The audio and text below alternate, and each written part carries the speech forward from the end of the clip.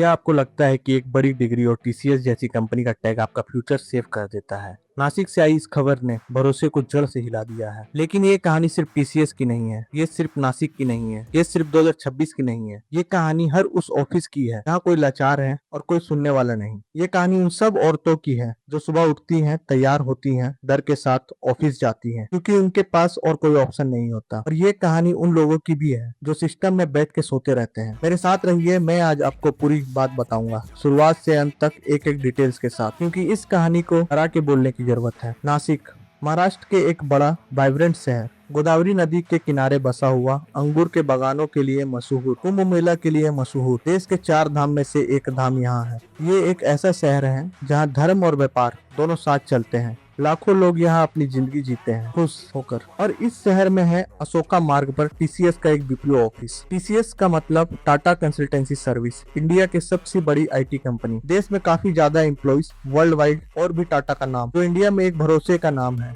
एक ऐसी कंपनी जिस पर जनरेशन ने ट्रस्ट किया, जहाँ काम करना एक अचीवमेंट माना जाता है, जहाँ जॉब ऑफर आने पर परिवार में मिठाई बांटी है। नासिक का ये बीपीओ यूनिट यानी बिजनेस प्रोसेस आउटसोर्सिंग, वहाँ हजारों लोग काम करते थे। Young graduates, freshers, team leaders जो 2-3 साल की एक्सपीरियंस के बाद थोड़ा ऊपर आए थे, HR managers, operations heads, normal आम वर्किंग क्लास इंडियंस। जॉब उनके लिए सिर्फ पैसा नहीं थी, डिग्निटी थी, इंडिपेंडेंस थी, अपने पाँव पर खड़ा होने का एहसास था। तो सोचो, जब तुम एक ऐसी जगह पर काम कर रहे हो जो इतनी ट्रस्टेड हो, तुम कभी नहीं सोचते कि वहाँ कुछ बुरा हो सकता है। तुम अज्यूम करते हो सिस्टम सेफ है, कंपनी बड़ी है तो अकाउंटेबल भी होगी, एचआर है, कमिटी है, पॉलिसीज है, सब ठीक होगा।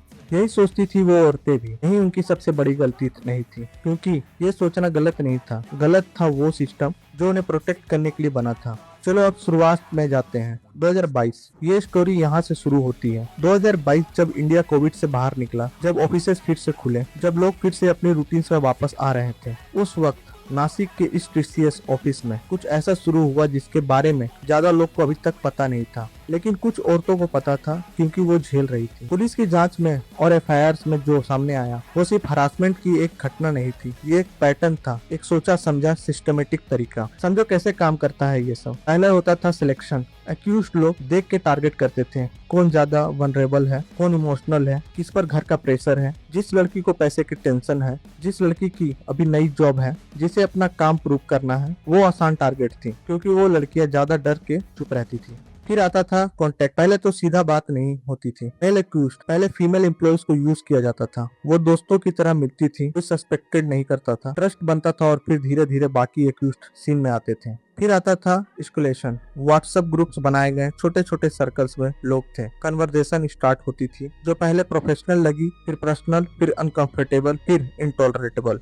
एक विक्टिम की एफआईआर में लिखा है कि पहले उन्हें नॉर्मल कलीग की तरह ट्रीट किया गया, फिर धीरे धीरे कमेंट्स शुरू हुए, पहले छोटे जो इग्नोर भी हो सकते थे, फिर बड़े, फिर ऑप्शंस, फिर डायरेक्टली फिजिकल। एक और एफआईआर में लिखा है कि एक एक्यूज्ड ने पहले इमोशनल सपोर्ट दिया, बोला कि वो समझता है, बोला कि वो उसका दोस्त है, ट्रस्ट बिल्ड किया, और फिर उस ट्रस्ट का फायदा उठाया फॉल्स प्रॉमिस ऑफ मैरिज करके। ये ग्रूमिंग का क्लासिक पैटर्न है, पहले ट्रस्ट, फिर डिपेंडेंसी, फिर अब्यूज। और इस सब के बीच एक और डायमेंशन थी जो इस केस को और भी सीरियस बनाती है। कुछ विक्टिम्स ने पहले अपनी एफआईआर में लिखा कि उन पर प्रेशर डाला गया धार्मिक बातों का, उन्हें अनकंफर्टेबल किया गया अपने बिलीफ्स के लिए, उन्हें कहने की कोशिश की गई अपने प्रैक्टिस छोड़ दो। कुछ ने लिखा कि उन्हें नमाज पढ़ने के लिए बोला गया, कुछ ने लिखा कि उन पर मजहब बदलने का प्रेशर था। ये एलिगेशंस अभी जुडिशियल प्रोसेस में है, कोर्ट प्रूव करेगा क्या हुआ और क्या नहीं, लेकिन ये एलिगेशंस है, और इसलिए ये केस सिर्फ वर्कप्लेस हरासमेंट नहीं रहा, ये एक ज्यादा बड़ी, ज्यादा डार्क स्टोरी बन गई। और इन सब के बीच जो सबसे इम्पोर्टेंट बात है,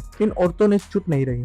उन्होंने बोला, उन्होंने लिखा, उन्होंने कंप्लेंट की 78 बार। 78। मैं जानता हूँ मैं ये नंबर पहले ही बोलता हूँ, लेकिन मैं चाहता हूँ कि तुम इसको सिर्फ नंबर्स की तरह ना लो। मैं चाहता हूँ कि तुम सोचो 78 ईमेल्स मतलब क्या होता है। मतलब ये है कि एक इंसान बार बार बैठ के टाइप करता है अपना दर्द, अपनी तकलीफ, अपना गुस्सा, अपना डर, शायद रोता हुआ, शायद हाथ कांपता हुआ ईमेल लिखता है, सेंड करता है, और फिर वेट करता है 1 घंटा, 1 दिन, 1 हफ्ता, जवाब नहीं आता, तो वो फिर लिखता है बार बार 78 बार। उन्होंने 1 नहीं, 2 नहीं, 1000 बार ट्राई किया होगा मेंटली। शायद इस बार रिप्लाई आए, शायद इस बार कुछ हो, शायद इस बार कोई सुने, और बार बार साइलेंस। ये 78 ईमेल सिर्फ एक केस डिटेल्स नहीं है, ये एक इंसान की टूटे हुए भरोसे की दास्तान है। एक औरत का जो सिस्टम पर भरोसा करती रही जब सिस्टम ने उसे बार बार धोखा दिया। और ये ईमेल्स कहाँ गई?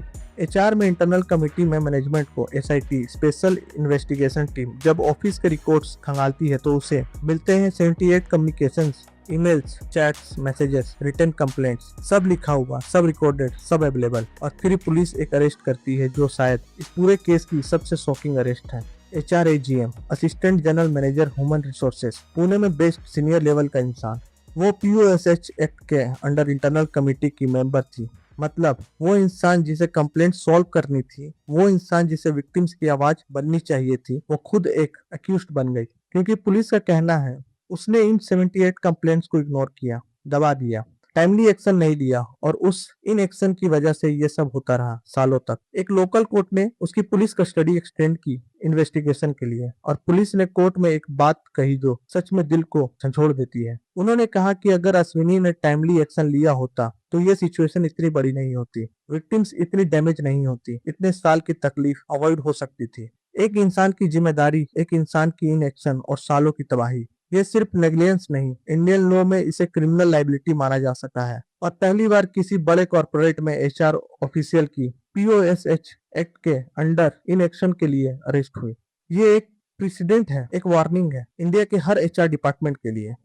अब आते हैं उस हिस्से पर जो इस कहानी को एक अलग डायमेंशन देता है। फरवरी 2026 नासिक सिटी पुलिस के पास एक कंप्लेंट आई। एक पॉलिटिकल पार्टी वर्कर ने बताया कि TCS के एक महिला एम्प्लॉय ने रमजान का रोजा रखना शुरू कर दिया है, जो उनके नॉर्मल बिहेवियर से अलग था। ये एक टिप था, एक लीड। पुलिस ने डिसाइड किया अंदर से देखना पड़ेगा और उन्होंने जो किया वो डेयरिंग था। उन्होंने 6 महिला पुलिस ऑफिसर्स को अंडर कवर भेजा TCS नासिक ऑफिस के अंदर, हाउसकीपिंग स्टाफ की तरह, सिंपल वर्कर्स की तरह। कोई स्पीशियस नहीं कर सकता था। 40 दिन तक ये ऑफिसर्स अंदर रहीं, काम किया, ऑब्जर्व किया, सुना, देखा, डॉक्यूमेंट किया, फ्लोर पर, कॉरिडोर, ऑफिस स्पेस में। ये लोग अंदर से पिक्चर्स देख रही थी और उन्होंने जो देखा उससे पूरी प्रोब की डायरेक्शन बदल गई। उन्होंने पैटर्न्स देखा, इंटरेक्शन नोट किए, कुछ स्पेसिफिक बिहेवियर्स डॉक्यूमेंट किए। उन्होंने देखा कि किस तरह सीनियर एम्प्लॉइज जूनियर एम्प्लॉइज के साथ कैसे बिहेव करते थे। उन्होंने देखा कि किस तरह प्रेशर बनता था। इस अंडरकवर ऑपरेशन के फाइंडिंग्स के बाद पुलिस ने फॉर्मल केस शुरू किया और फिर एक के बाद एक कंप्लेंट सामने आने लगी। जो औरतें चुप थी वो बोली, वो बाहर आई।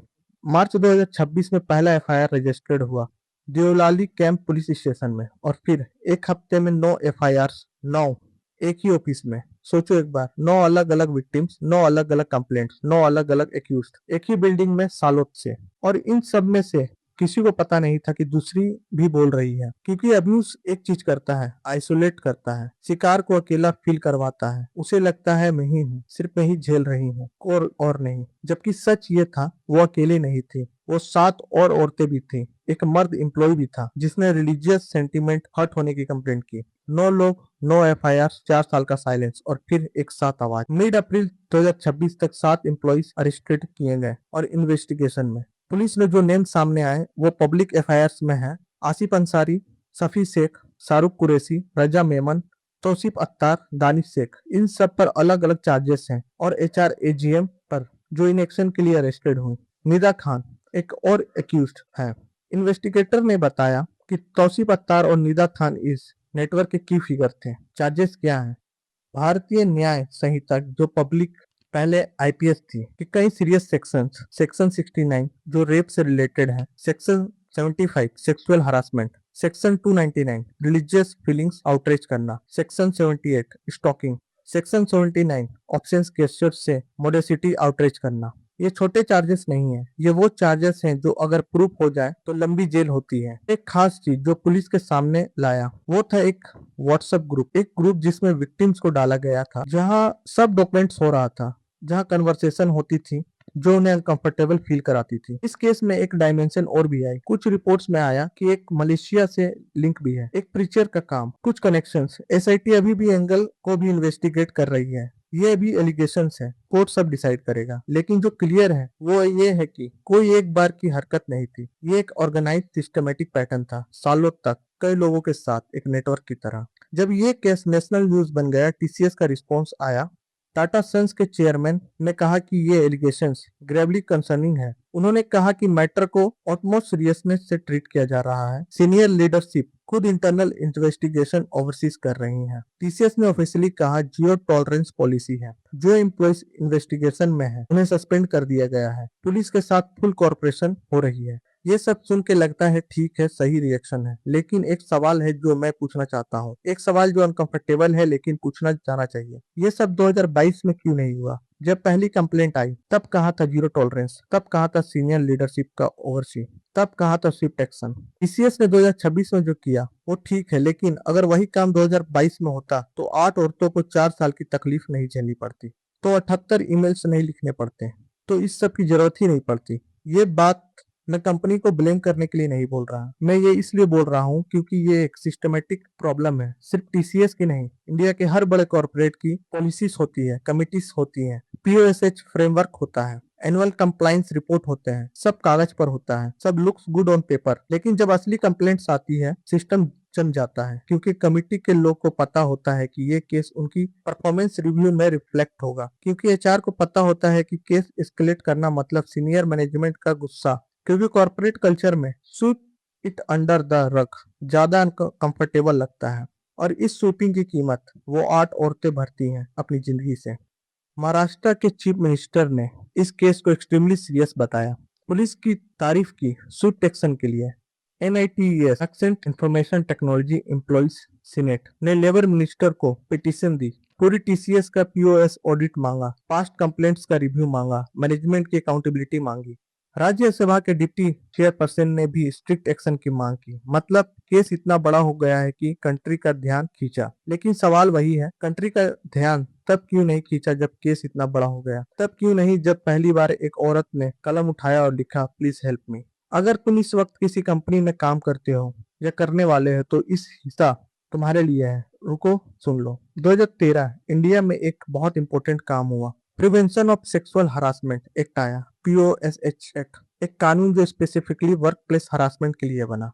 इस कानून के मुताबिक हर वो कंपनी जो 10 से ज्यादा एम्प्लॉयज रखती है उससे एक इंटरनल कमेटी बनाना जरूरी है, इंटरनल कंप्लेंट्स कमेटी आईसीसी। ये कमेटी एलिगेशन सुनती है, इन्वेस्टिगेट करती है और एक्शन रिकमेंडेड करती है। लेकिन पीओएसएच एक्ट सिर्फ यही नहीं कहता, वो ये भी कहता है कि कमेटी इम्पार्शियल होनी चाहिए, एक एक्सटर्नल मेंबर होना चाहिए जो कंपनी का एम्प्लॉय ना हो, कमेटी के मेंबर्स को ट्रेन होना चाहिए, टाइम बाउंड प्रोसेस होना चाहिए, कंप्लेंट के 90 दिन के अंदर इंक्वायरी कंप्लीट होनी चाहिए, और अगर कंपनी ये नहीं करती, अगर कमेटी प्रॉपरली काम नहीं करती तो लीगल कॉन्सिक्वेंसेस होते हैं। टीसीएस नासिक केस ने प्रूव किया कि ये लॉ एग्जिस्ट करने से काम नहीं चलता, इम्प्लीमेशन जरूरी है, रियल ऑनेस्ट फेयरलेस इम्प्लीमेशन। अब तुम अपने लिए क्या कर सकते हो? पहली बात, पता करो कि तुम्हारी कंपनी में आईसीसी है या नहीं। और कंपनी 10 से ज्यादा एम्प्लॉयज रखती है और आईसीसी नहीं है, वो कंपनी ऑलरेडी लॉ वायलेट कर रही है, तुम सीधा डिस्ट्रिक्ट ऑफिसर लेबर को कंप्लेंट कर सकते हो।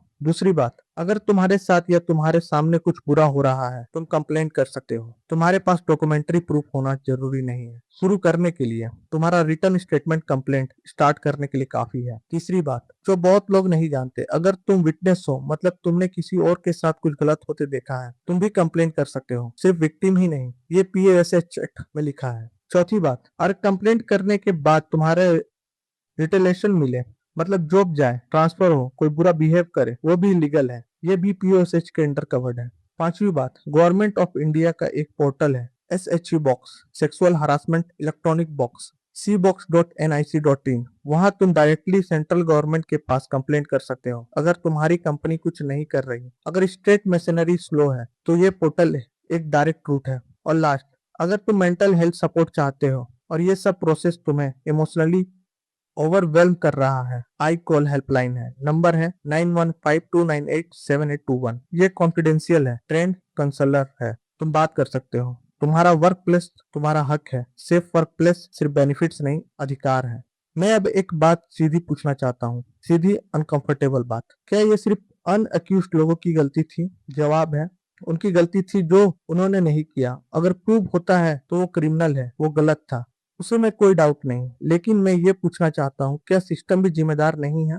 78 ईमेल्स किया गया, क्या उस साइलेंस की कोई जिम्मेदारी नहीं? एक एचआर एजीएम जो कमेटी की मेंबर थी, उसने कंप्लेंट्स नहीं सुनी, क्या वो अकेली जिम्मेदार है या वो भी एक बड़े ब्रोकन सिस्टम का हिस्सा थी जिसमें उस पर भी प्रेशर था, जिसमें एक्सकेलेट करना रिस्की लगता था। इंडिया आईएनसी में एक बहुत बड़ी प्रॉब्लम है जो हम ओपनली नहीं बोलते, वो है पावर डायनेमिक्स। ऑफिस में एक जूनियर एम्प्लॉय और एक सीनियर एम्प्लॉय के बीच जो पावर का फर्क होता है वो बहुत बड़ा होता है। एक जूनियर को डर होता है कि अगर उसने कंप्लेंट की और वो प्रूव नहीं हुई, उसकी जॉब जाएगी, उसकी रेपुटेशन खत्म होगी, उसे प्रॉब्लम स्टार्टर की तरफ देखा जाएगा। और एचआर को पता होता है कि अगर उन्होंने केस एस्केलेट किया, सीनियर मैनेजमेंट खुश नहीं होंगी। Why is this becoming a big issue, ये उन्हें सुनना पड़ेगा और इसलिए स्वीप अंडर द रग। ये कल्चर बदलना पड़ेगा, लेकिन ये कल्चर तब तक नहीं बदलेगा जब तक अकाउंटेबिलिटी सिर्फ कागज पर रहेगी, जब तक बोर्ड डैशबोर्ड में पीओएसएच कंप्लायंस एक चेकबॉक्स रहेगा, जब तक एचआर कमेटी रियल पावर के बिना काम करेगी। बिजनेस टुडे की एक रिपोर्ट में एक एक्सपर्ट ने कहा, असली प्रॉब्लम पीओएसएच पॉलिसी की अब्सेंस नहीं है, असली प्रॉब्लम एस्केलेशन डिजाइन की फेलियर है, पैटर्न रिकॉग्नाइजेशन की फेलियर है, इन एक्शन की अकाउंटेबिलिटी की फेलियर है। मतलब सब जानते हैं कि क्या हो रहा है, कोई एक्ट नहीं करता, और कोई एक्ट नहीं करने की कोई जिम्मेदारी नहीं होती, तब तक नहीं जब तक एक केस मीडिया में ना आ जाए। टीसीएस नासिक ने ये सब बाहर लाया है। इस केस ने इंडिया के कॉर्पोरेट कल्चर का एक डार्क मिरर दिखाया, और उस मिरर में जो दिखा वो बहुत सारी कंपनीज को अनकंफर्टेबल कर रहा है, क्योंकि उन्हें पता है अगर उनके यहाँ भी कोई 78 इमेज ढूंढे तो वो भी मिलेंगे। मैं इन औरतों के नाम नहीं लूंगा, मैं उनके चेहरे नहीं दिखाऊंगा, लेकिन मैं चाहता हूं कि तुम एक पल रुको और सोचो, क्या ये औरतें कौन हैं? ये वो औरतें हैं जिन्होंने एक प्रेस्टिजियस कंपनी में जॉब ली, खुशी से, उम्मीद से। इनके पास ड्रीम थे अपने करियर के, अपने फ्यूचर के, खुद को प्रूव करने के, अपने घर की मदद करने के लिए, और फिर एक चीज शुरू हो गई जो उनके कंट्रोल में नहीं थी, और वो चुप नहीं रही। एक बात नोटिस करो, वो चुप नहीं रही। 78 बार उन्होंने लिखा, 78 बार उन्होंने ट्राई किया। ये एक्स्ट्राऑर्डिनरी करेज है, क्योंकि इंडिया में ये सच है और हम सबको पता है, एक औरत का कंप्लेंट करना आसान नहीं होता। लोगों के रिएक्शंस होते हैं, तूने ही कुछ किया होगा, क्यों गई थी वहां, कपड़े कैसे थे, ये क्वेश्चन पूछने जाते हैं। ये ब्लेम विक्टिम पर आता है, और फिर भी इन औरतों ने बोला, पुलिस के पास गई, एफआईआर लिखवाई, पब्लिक रिकॉर्ड बनाया, ये जानते हुए कि उन्हें जिम्मेदारियां जज होंगी, उनके पास्ट खोदे जाएंगे, उनका करेक्टर क्वेश्चन किया जाएगा। ये सिर्फ हिम्मत नहीं, ये एक रिवोल्यूशन है, अपने सारे डर के बावजूद सच बोलना। और उनकी वजह से ये सब पब्लिक हो गया, उनकी वजह से एक अंडरकवर ऑपरेशन हुआ, उनकी वजह से 7 अरेस्ट हुए, उनकी वजह से एक एचआर ऑफिशियल जेल में है, उनकी वजह से पीओएस कंप्लायंस पर नेशनल डिबेट चल रहा है, उनकी वजह से शायद कल कोई और औरत किसी दूसरी कंपनी में थोड़ी ज्यादा सेफ होगी। ये वो औरतें हैं जिन्होंने सिस्टम को फोर्स किया सुनने के लिए जब सिस्टम नहीं सुन रहा था। ये हीरोज हैं, बिना कैप वाले, बिना नाम वाले, बिना रिकॉग्नाइजेशन वाले। केस अभी खत्म नहीं हुआ, एसआईटी इन्वेस्टिगेशन जारी है। निदा खान जो है उसकी तलाश हो रही है, मलेशिया एंगल इन्वेस्टिगेट हो रहा है, और ज्यादा विक्टिम सामने आने की अपील की गई है पुलिस की तरफ से, क्योंकि उन्हें लगता है और भी केसेस हो सकते हैं। टीसीएस ने इंटरनली भी एक इंक्वायरी टीम बनाई है सीनियर लीडरशिप की देखरेख में। नाइट्स की मिनिस्ट्री ऑफ लेबर के पास पिटीशन है ऑडिट की मांग के साथ। राज्यसभा में भी इस पर बात हो रही है। कोर्ट में चार्जेस प्रूफ होने हैं या डिसमिस होने हैं, ये जज तय करेंगे। लेकिन इस केस ने एक नई चीज ऑलरेडी कर दी है जो शायद सबसे इम्पोर्टेंट है। उसने ये साबित कर दिया कि एचआर की इनएक्शन क्रिमिनल हो सकती है। पहली बार किसी बड़े इंडियन कॉर्पोरेट में एक सीनियर एचआर ऑफिशियल अरेस्ट हुई है पीओएस कंप्लेंट इग्नोर करने के लिए। ये एक प्रेसिडेंट है, ये एक मैसेज है इंडिया के हर एचआर डिपार्टमेंट के लिए। अब बोल नहीं सकते कि हम जानते नहीं थे, अब बोल नहीं सकते कि ये हमारी जिम्मेदारी नहीं थी। अब सब जानते हैं कि चुप रहना भी एक क्राइम हो सकता है। और विक्टिम्स, उनके लिए लीगल प्रोसेस आगे जाएंगी। ये लंबा होगा, मुश्किल होगा। इंडिया में कोर्ट केसेस इतनी जल्दी नहीं होते, लेकिन अब उनका केस है, अब उनकी एफआईआर है, अब सिस्टम फोर्सफुली सही है, उनके साथ है। उम्मीद है कि उन्हें इंसाफ मिले, जल्द मिले, मीनिंगफुल मिले, और उम्मीद है कि इस केस की वजह से कल किसी दूसरी जगह ये नहीं होगा, या अगर होगा तो कोई एक दिन नहीं, 78 दिन वेट नहीं करेगा, कोई पहली कंप्लेंट पर ही एक्शन लेगा। मैं अब सीधा तुमसे बात करना चाहता हूँ। अगर तुम इस वक्त किसी ऑफिस में हो या किसी के बाद जाने वाले हो, तो ये याद रखना, तुम्हारा वर्क प्लेस तुम्हारा टेम्पल नहीं है, वो तुम्हारी चॉइस है, वो एक कॉन्ट्रैक्ट है। और वीडियो को यहीं खत्म करते हैं। वीडियो अगर आपको पसंद आई तो वीडियो को लाइक करना, वीडियो पे कमेंट करना और चैनल को सब्सक्राइब करना। Thank you.